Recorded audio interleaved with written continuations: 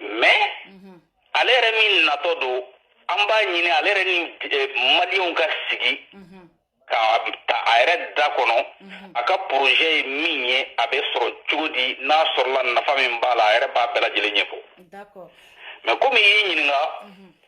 n ka faamuyali fitinin na n ye projet in faamu cogoya min na papier min cira ne ma n b'o o de la k'o de ɲɛfɔ tan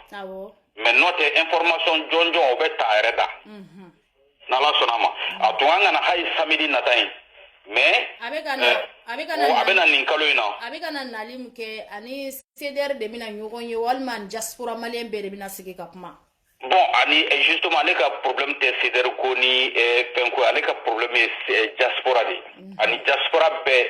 diaspora mɔgɔ o mɔgɔ intéressé don ni i nana i bɛ se ka comment dirais-je Bala Sisoko kunbɛn a bɛ komi n'a tun ni relation dɔ tun b'a bolo yan min tɛ CDR yɛrɛ ye ni a tun jiginna ni olu ka nali ye n'olu y'a organiser anw CDR tun bɛ se ka taa ka participer a la donc a kɛlen ka anw contacter anw tɛ sira datugu mɔgɔ ye k'i tɛ CDR la ale ka projet c'est pour tout le Mali de façon à l'extérieur c'est Maliens qui sont à l'extérieur i y'a mɛn wa donc parce que an y'a jateminɛ mɔgɔ caman bɛ yen minnu n'a y'a sɔrɔ a ka d'u ye k'u to u ka vie activité kɔnɔna na ka sini ɲɛsigi u yɛrɛ ye Bamakɔ kɔnɔ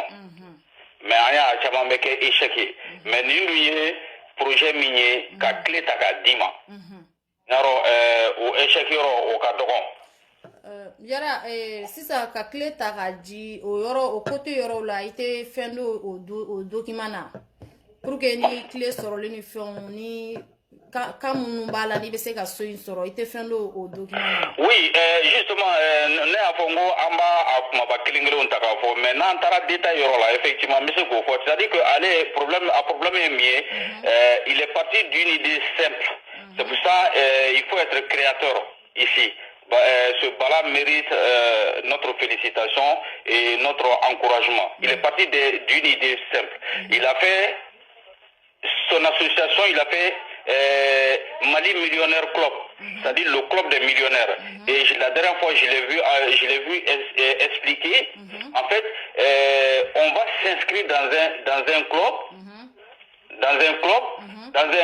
une association où il y a, allez, objectivement parlant, 1000 personnes. 1000 personnes, on a que 100 euros, oui, inscription. Sinon, il y a $300 de mec, il y a inscription. Donc, $300 par 1000 personnes, c'est des millions de dollars. Donc, certes, je ne suis pas millionnaire, mais j'appartiens à un club qui est millionnaire. Et ces millions de dollars dans une banque aujourd'hui, quiconque les a droit à un financement de projet. On est à l'État. Donc, comment dire, il faut être dans le club, ça c'est bien. Akaso, avec Joa Sabadla. Ama Fomima F3, F4 et F5. Yara ito idamna soro masa. Kumi bala Sisoko ka ni projet na. Bala Sisoko de projet tigi de Bala Sisoko ye walma. Ah oui, Bala Sisoko de aller de moi tout est parti de lui. Maintenant autour de lui, il est en train de faire un club. C'est lui le maître d'œuvre. D'accord. Ouais, c'est pas le Mali qui est en train de construire des maisons sociaux. D'accord, une famille. Voilà, allez ni banque de ani Malika Foten na. Ouais, ni allez kilendroni. D'accord, c'est bien. Mais aux explications tonya puis tu comme na eren nana, o beta eren da kono mo mi be fe ko question poser va poser eren aba jabe dima. Nala sona machallah. OK. Aja it ni ngal do biya. Ayi ɲininkali min bɛ Bala Sisoko ka côté la hakili la n y'o ɲininka. N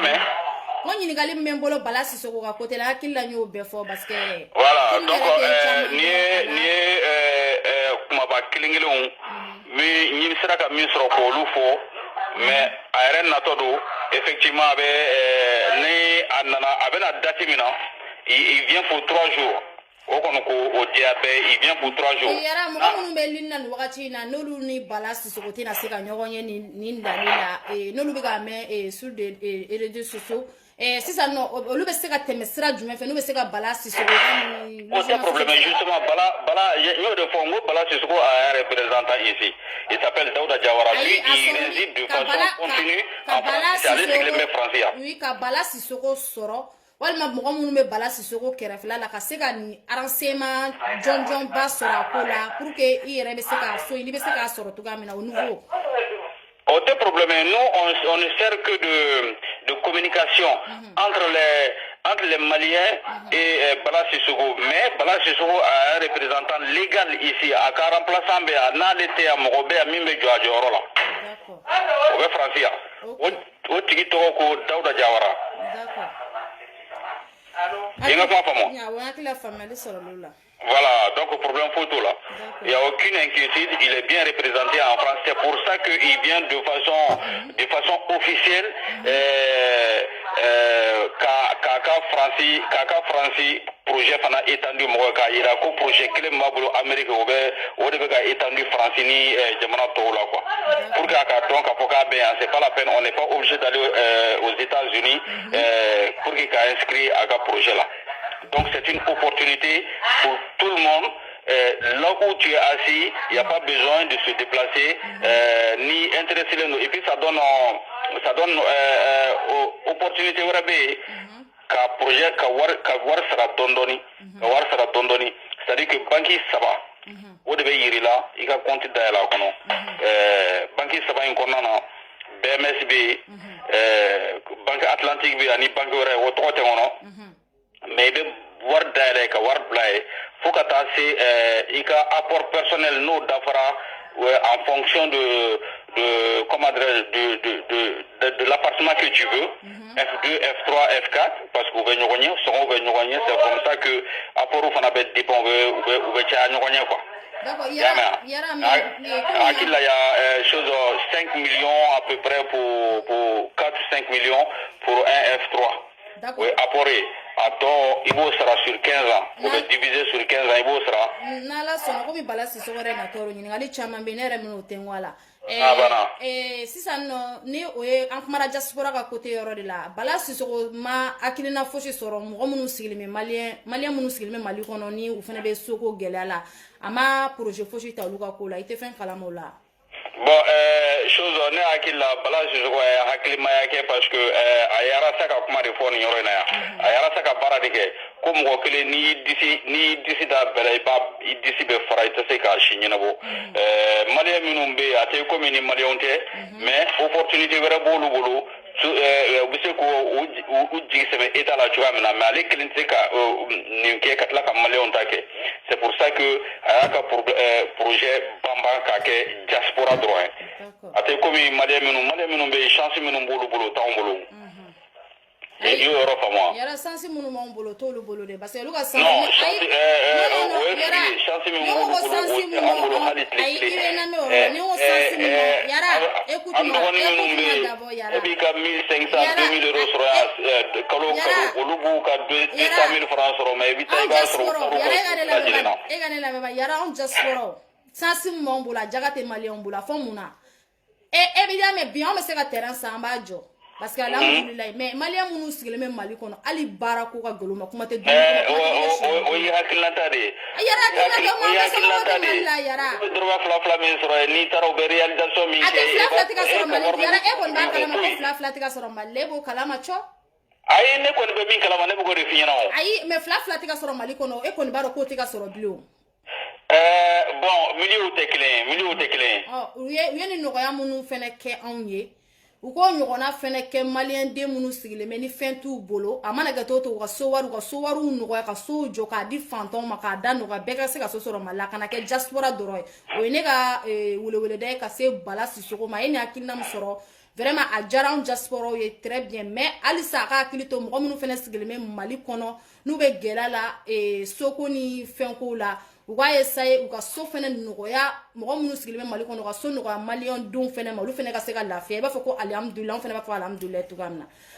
mo ron de fo Bala Sisoko yo komi Bala Sisoko era na amina nyogonye na la sona nyere na nyingali chama kala parce que nte fendo soko ina nte se ga fo shifala ora to nyeta pour que be se ga ibe donim dale ko fo mogoyi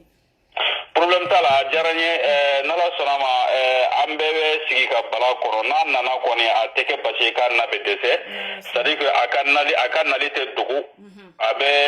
réception bɛ kɛ yɔrɔ min na a bɛ fɔ mɔgɔw ye mɔgɔ o mɔgɔ sera k'i déplacer i bɛ na a bɛ tila ka filmer mɔgɔ min yɛrɛ ma se ka na c'est pas un problème a bɛ filmer e yɛrɛ bɛ taa i b'a filmer an ka vidéoman tɔw bɛɛ bɛ chose bɛɛ b'i intéressé a la. N y'a kuma fɔ Bata ɲɛna n y'a fɔ Cham ɲɛna comment dirais-je ma Jizon ni Lion de Lion ne yɛrɛ kelen dɔgɔkɛ fari ma olu de sɔrɔ mais néanmoins n b'a f'u ɲɛna ka kɔn bala ka nali ɲɛ bɛɛ b'i da don a la ka mɔgɔw informer ka mɔgɔw sensibiliser u k'a dɔn k'a fɔ opportunité min n'a bɛ bala bolo ka ɲɛsin an ma à saisir ou pas cela dépend de nous-mêmes mais moi je pense que pour tout, comment dirais-je, aventurier, ambitieux, avoir cette chance-là d'acquérir une maison de façon sûre, à moindre coût, enfin je dis à moindre coût, c'est pas à moindre coût, mais avec modalité de paiement étendue sur 15 ans, je pense que c'est une chance à saisir.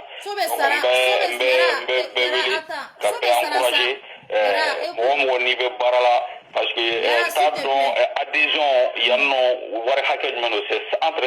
et 300 euros o ye donni kulobo kɔnɔ. Yara s'il te plaît so bɛ sara ko so bɛ sara san joli kɔnɔ. A bɛ sara san 15 de kɔnɔ. D'accord san 15. san 15 mais a k'a sɔrɔ apport dɔ b'i bolo fɔlɔ apport de 25% o bɛ bɔ chose n ko mobili tuguni so sɔngɔ na. Y'a mɛn bon n ye min ye. F3, c'est 21 millions. F4, c'est 31 millions. A jɔlen bannen. A jɔlen bannen ka clé d'i ma i ka don. Maintenant, F5 B, mais en duplex. O de 45 millions en duplex. Maintenant, mɔgɔ min bɛ fɛ ka kekuyanin kɛ n'i ye F3 sɔrɔ comment dirais-je 21 millions payable en 5 ans n'i ka apport sara i ka clé bɛ d'i ma n'i ka clé dun dira ma tu as le droit ka dɔ jɔ a sanfɛ tu as le droit i ka fɛn don dali de b'a la n'i ye F3 don F4 don F5 don fɛn o fɛn titre foncier dɔ a bɛ d'i ma tu as le droit ka duplex don a sanfɛ donc o fɔ k'o bɛɛ lajɛlen k'o diya bɛɛ ye. O kɔrɔ an ma kɔnɔ fa ka bala Sisoko yɛrɛ ma kɔnɔ. N'a nana komi kotigi ni kotigiba tɛ kelen ye. Kelen tɛ. N'ala sɔnna ni bala Sisoko nana komi e yɛrɛ bɛ kɛnɛ kɛ i b'a fɔ ne Fanta bɛ kɛnɛ kan cogoya min na. An bɛ information caman an bɛn'o di an lamɛnbagaw ma ani maliyɛn denw ma pour que bɛɛ lajɛlen bɛ se ka nɔgɔya sɔrɔ nin ko in na cogoya min na. Inchallah. Awɔ Yara ne y'a sɔrɔ question wɛrɛ b'i bolo i bɛ se k'olu fɔ ne tɛ sujet fila tun bɛ ne bolo bi. Bon, ne kɔni bolo kuma nafama yɔrɔ fɔra et puis kuma ye fɛn dɔ de ye Fanta n b'a f'i ɲɛna kuma ka di tuma min na mɔgɔw intéressé don kuma na waati min na o ye kuma bila yɔrɔ ye n'o tɛ n'i tɛmɛna yen kan kuma bɛ taa caya mɔgɔw ma sɛgɛn bɛ na fɔlɔ mɛnɛw ɲinɛ a bɛ ko fɔlɔ laban fɔtaw ninnu tɛ don tulo kɔnɔ o b'a sɔrɔ sɛgɛn kɛra donc an bɛ kuma jɔ yan k'a to a ka di mɔgɔw ye cogoya min na fitinin min fɔra a faamuyalen don a faamuyali ko ɲuman Alahu Taala k'a di an n'an balimaw bɛɛ lajɛlen ma donc yɔrɔ kelen min bɛ yen ka faranfasiya dɔrɔn bi bi in na an bɛ ka kuma ma dati fɔ bala bɛna dati min na parce que a tun kan ka na dati min na o wulila c'était le vendredi prochain qui devait venir mais yan'o cɛ ni confirmation sɔrɔla dati min na an bɛ segin vidéo kan à travers toi ou bien à travers quelqu'un d'autre ka o dati fɔ k'a di mɔgɔw ma siga kɔni tɛ min na a bɛ k'o de ye donc o tun ye o yɔrɔ ye k'a yira tuguni cɛ o cɛ n'an b'an ka faso jɔla in kɔ n'o ye rasibati ye ka dɔ fara an ka cɛsiri kan ka dɔ fara an ka wulikajɔ kan ka dɔ fara an ka ŋaniya ɲumanya kan k'a yira k'a fɔ ko un rasta renforcé était Mali construit donc an ka baara bɛɛ filɛ nin ye an ka baara bɛɛ de ye nin ye donner de la force au RAS et nous on est sûr que notre Mali va être construit avec la manière avec le temps que ça prendra mais on arrivera à un Mali construit Inch'Allah. Oui, Inch'Allah. Voilà. Yara vraiment diyara n ye. Merci beaucoup. Belebeleba y'i ta ye. Isi se ka filɛli jama bɛɛ lajɛlen fo. bɛɛ lajɛlen b'a mɛn. Ne bɛ Mali musoba dɔw la. Asumaw bɛ yan. Asuma Bagayogo tun bɛ kɛnɛ kan. Jɛnɛba Kamara fɛnɛ bɛ yan. Jɛnɛba Kamara ne kelen ka chérie. Awɔ a bɛ kabini. K'a fo k'a waleɲuman dɔn. Voilà donc Ala k'an bɛn a ɲɔgɔn wɛrɛ ma. Amina amina. N bɛ n to yan sa ka micro d'i ma. Awɔ o diyara n ye. I yɛrɛ fo salamu aleykum. Walekum salam. Alhamdulillah. Ok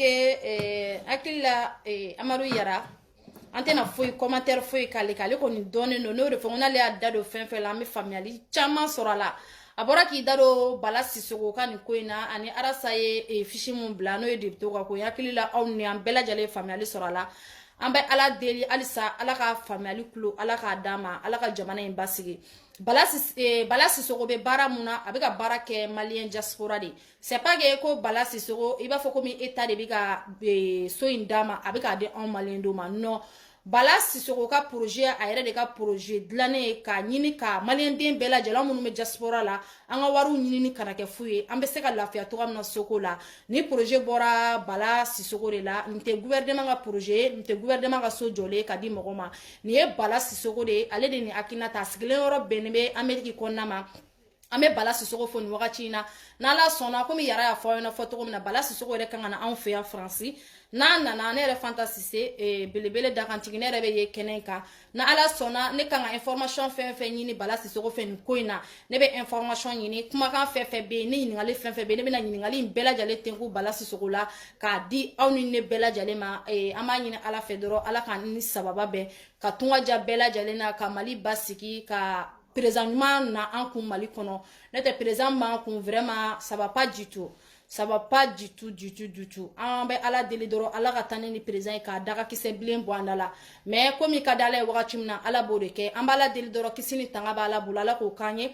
an ka sɔrɔsiw Ala k'an ka sɔrɔsiw Ala ka fanga di an ka sɔrɔsiw ma ka jamana in basigi malien den kelen kelen bɛɛ lajɛlen ɲɔrɔ bɛ jamana in na wa malien den bɛɛ lajɛlen bɛ se ka kuma i ka jamana kunkanko ko la a ka di ne ye aw tɛ se ka bɛɛ tɛ se ka kɛ kumalikɛla ye bɛɛ tɛ se ka bɔ jama ɲɛma ka kuma c'est pas que ko anw minnu bɛ bɔ jama ɲɛma ka kuma ko aw ka wusa n'anw ye mais bi aw minnu bɛ na anw lamɛn au contraire aw de ka wusa n'anw ye parce que n'i y'a mɛn k'i b'i ka kuma lase mɔgɔ de bɛ n'i lamɛn mɔgɔ bɛ na n lamɛn an ka ligne kan an bɛ bɛɛ lajɛlen fo an bɛɛ lajɛlen de ye kelen mais mun ye important ne no kosɛbɛ bɛɛ lajɛlen ka jamana in kanu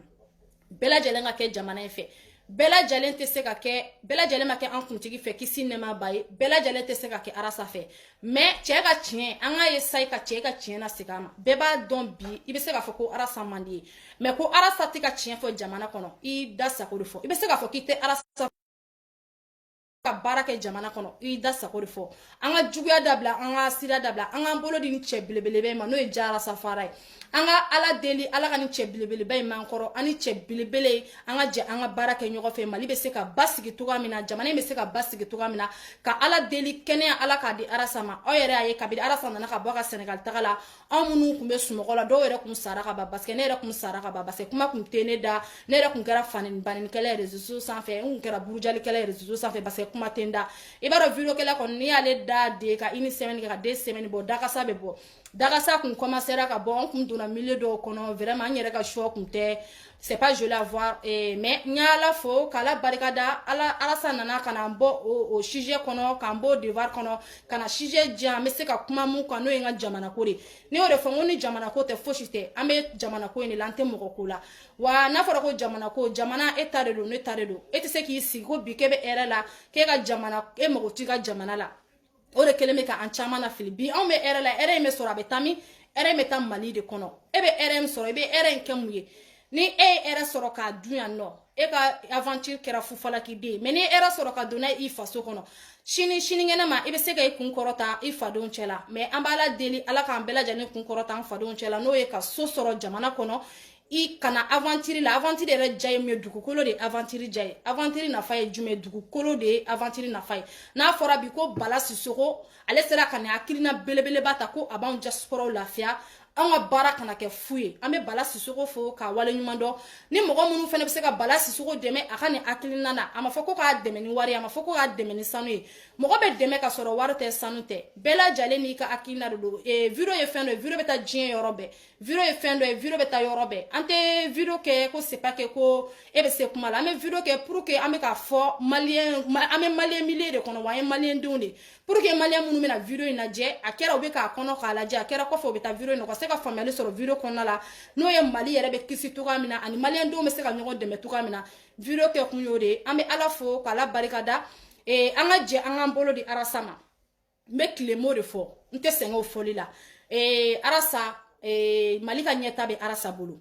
Mali solution bɛ Arasa bolo ni n ko ko Mali solution bɛ Arasa bolo a bɛ bali maa caman na a bɛ bali maa caman na a bɛ bali jɔn na Arasa jugu parce que ko juguya tɛ dakan wuli mais juguya a bɛ dɔ woro ka bɔ dakan na o ye mun ye bi parce que Arasa caman bɛ yen bi k'u bɛ Arasa ka sɛgɛn kɛ sanjikɔrɔ wɔsi ye e tɛ se ka Arasa ka sɛgɛn kɛ sanjikɔrɔ wɔsi ye ne tɛ se ka Arasa ka sɛgɛn kɛ sanjikɔrɔ wɔsi ye Arasa ye fɛn dɔ de ye Ala de y'a d'an ma a y'a d'e ma a y'a di ne ma a diyara e sɔnna la Arasa bɛ yen a ma diya ye e sɔnna la Arasa bɛ yen e ka ŋɛni tɛ se ka Arasa bala dakan na i ka juguya tɛ se ka Arasa bala dakan na e ka bɛnsɛngɔniya tɛ se ka Arasa bala dakan na a y'aw bolo di cɛ in ma a ka jamana in avancer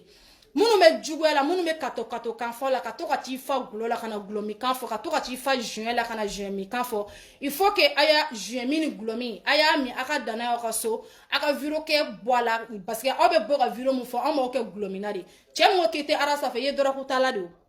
cɛ mun ko k'i tɛ Arasa fɛ i ye gulomina de o parce que ne tɛ se ka ni cɛ belebele kala y'a den ma k'e bɛ ni jɔ k'e t'o fɛ i b'o fɔ ni da jumɛn i b'o fɔ ni da min i bɛ k'o fɔ ni gulomi da de i bɛ k'o fɔ ni juin da de k'e hakili y'i ta ye e farisogo y'i ta ye e min y'i ta ye e sɔnna b'i ka malidenya mais e bɛ se ka Arasa kɛlɛ cogo di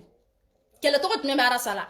kɛlɛ cogo min bɛ Arasa la juguya i bɛ se k'a kɛlɛ ko juguya parce que bɛɛ ma kan kuntigi fɛ bɛɛ tɛ se ka k'a fɛ mais toujours an ka Arasa ɲinɛ minɛ Arasa yɛrɛ ye ɲinɛtɔmɔgɔ ye n'a fɔra ko Arasa bɔra bana min na bana min ye Arasa sɔrɔ bi an bɛɛ lajɛlen b'a kalama n'o ye a ka senko yɔrɔ ye n'i ye Arasa kɛ mɔgɔ dɔ ye bi Arasa b'i dabɔ Maliko la ko parce que ko n tɛ se ka mouvement ba kɛ mais kabini Arasa bɔra furakɛli la semaine min dar'o kan bɛɛ y'a ye a ka grand dossier kɛ sani ka se grand dossier ma a ye mouvement min kɛ bɛɛ lajɛlen y'a ye kunun Arasa ye mouvement min kɛ bɛɛ lajɛlen mais o bɛɛ la a man kɛnɛ a bɛ bana dilan kan parce que an tɛ bi an taara Arasa fara mɔgɔ kɛnɛ kan parce que bɛɛ b'a dɔn bana min bɛ Arasa la mais an bɛ Ala de deli dɔrɔn Ala k'an bɛɛ lajɛlen kisi k'an tanga ka cɛ belebeleba in ka kisi d'an ma ka tanga d'an ma ka an ɲɛ ma la a bɛ ka fɛn mun ɲini n'o ye jamana in basigi Ala ka jamana in basigi Arasa bɛ ka siran fɛn min ye n'o ye jamana dafirili Ala k'an kisi jamana in dafirili ma n'a dafirili a tɛ firi maa kelen a bɛ firi an bɛɛ lajɛlen kan parce que an minnu bɛ yan bi a mana kɛ cogo o cogo an somɔgɔw bɛ Mali kɔnɔ an ka fara Arasa kan an k'an bolo di Arasa ma jamana in ka avancer an ka kɛlɛ kɛ Mali kɔnɔ o de ka di ne ye ne bɛ nin weleweleda kɛ n balima minnu ye minnu bɛ juguya la pour que ko juguya tɛ dakan bali an ka juguya bila ka haine bila an ka n'an bolo di ni cɛ in ma Ala de ye a d'an ma an b'a bila Ala ka minɛ de kɔnɔ wa an b'a dɛmɛ Ala ka minɛ de kɔnɔ n b'o de fɔ bɛɛ lajɛlen ye a k'an bɛn wagati wɛrɛ n'Ala sɔnna Bala Sisoko n'a nana Soko ta yɔrɔ n'o ye diaspora ka côté fo Ala de bɛ se a ka ko la n'Ala y'an ɲɛ da ɲɔgɔn kan n bɛna ɲininkali caman k'a la parce que ɲininkali caman bɛ n bolo yara ni ne bɛɛ innocent a la mais yara bɛ dɔ kalama Ala ka tɛmɛ ne kan mais Bala yɛrɛ ɲɛ ni ne ɲɛ fo n'an ma ɲɔgɔn ye n bɛna ɲininkali caman ba k'a la hali o côté yɛrɛ mɔgɔ minnu bɛ diaspora la ni sɛbɛnko ni fɛnw ni sɛbɛn t'i bolo ɲininkali k'a la n'Ala sɔnna a k'an bɛn wagati wɛrɛ video jayara mais n'Ala sɔnna an bɛna ne y'o de fɔ aw ɲɛna aw de bɛna anw lajɛ o de bɛ courage don anw na aw de bɛna anw lajɛ o de b'a to kuma bɛ diya anw da ne tɛ anw kelen tɛ maa kelen tɛ se ka fosi kɛ an b'a fɔ aw k'an bɛn wagati wɛrɛ na Ala n'a kira sɔnna tonton Sori bɛ kɛnɛ kan n'o ye ne yɛrɛ wolofa ye n'a fɔra ko tonton Sori dɔrɔn i hakili bɛ jigin diya Arasa fara la n'a fɔra ko tonton Sori dɔrɔn i hakili bɛ jigin Arasi Baci la ani kɛrɛnkɛrɛnnenya la n bɛ bɔ ka Monsieur Keita n'o ye CDR taxi allié président ye Dante cɛ belebeleba in na n'o ye Monsieur Keita ye ne y'a fɔ dɔrɔn caman hakili bɛ jigin ko wɛrɛw la mais a fɔli ye wajibi ye ne Fanta Sise ma ne y'o de fɔ ko ne bɛ ɲɛ da Arasa ka don fɔlɔ min na a sababu bɔra ni cɛ belebele na n'o ye Monsieur Keita ye ale de ye ne ta ka taa n yira ka taa ɲɛ waga Arasa ɲɛ la n b'a fɔ nin yɔrɔ in na k'a waleɲuman dɔn nin yɔrɔ la ka tila k'a fɔ toujours CDR taxi allié a dayɛlɛlen bɛ bɛɛ lajɛlen ye n'i bɛ fɛ ka don CDR taxi allié la information fɛn fɛn n'i mago b'a la ni sera ma n b'o information jɛlen n b'a d'i ma CDR taxi allié kelen komi Fanta Sise yɛrɛ n'i ye Fanta Sise dɔrɔn i ye CDR taxi allié CDR taxi ale bɛ se ka kuma kan ka fɔ ne Fanta Sise de bɛ bɔ ka kuma lase aw yɛrɛ b'a ye u ka lancement caman bɛ ne de bɛ bɔ ka u ka lancement kɛ n'aw kɔni sera ma ni CDR taxi ale ka fɛn o fɛn n'Ala sɔnna an b'o information d'aw ma carte sɔrɔ b'o la cotisation sarali b'o la pour que k'i ka information ka ca dayɛlɛlen no bɛɛ lajɛlen hakili la an ka numéro bɛ bɛɛ bolo Facebook sanfɛ nin wagati in na b'a fɔ na a k'an bɛn wagati wɛrɛ n'Ala sɔnna an bɛ na merci à tous.